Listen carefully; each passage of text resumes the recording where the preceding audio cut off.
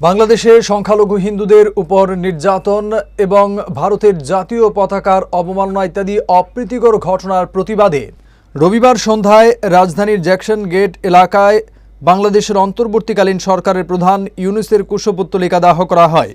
একদন্ত সামাজিক সংস্থার উদ্যোগে এই বিক্ষোভ তুলে ধরা হয়। আজকের উদ্দেশ্যটা এটা আমাদের একটা ক্ষোভ প্রকাশ করছি, কারণ আমরা বিগত অনেক দিন ধরে দেখছি বাংলাদেশের যে বর্তমান যে সরকার চলছে কিভাবে হয়েছে এটা আমরা সবাই জানি। লুটপাট করে, চুরি করে, গণভবনকে লুণ্ঠন করে এই সরকার গঠন হয়েছে।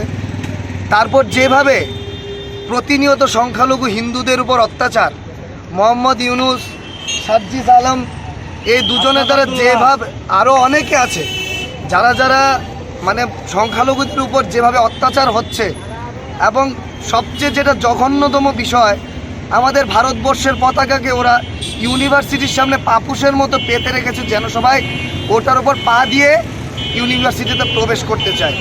আমি সর্বপ্রথম একটা প্রশ্ন করতে চাই, হিন্দুদেরকে যদি মুছে ফেলতে হয় তাহলে আমরা আকাশের পুজো করি, আকাশের নিচে থাকা বন্ধ করে দিন।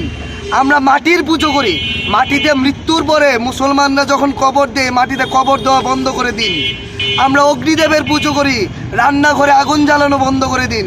সনাতনীদের মোছানো কোনো মুখের কথা নয়, বা কাউকে মারলে, কাউকে জেলে ঢুকিয়ে দিলেই হিন্দুদের আটকে রাখা যায় না, যাবে না, যাচ্ছে না।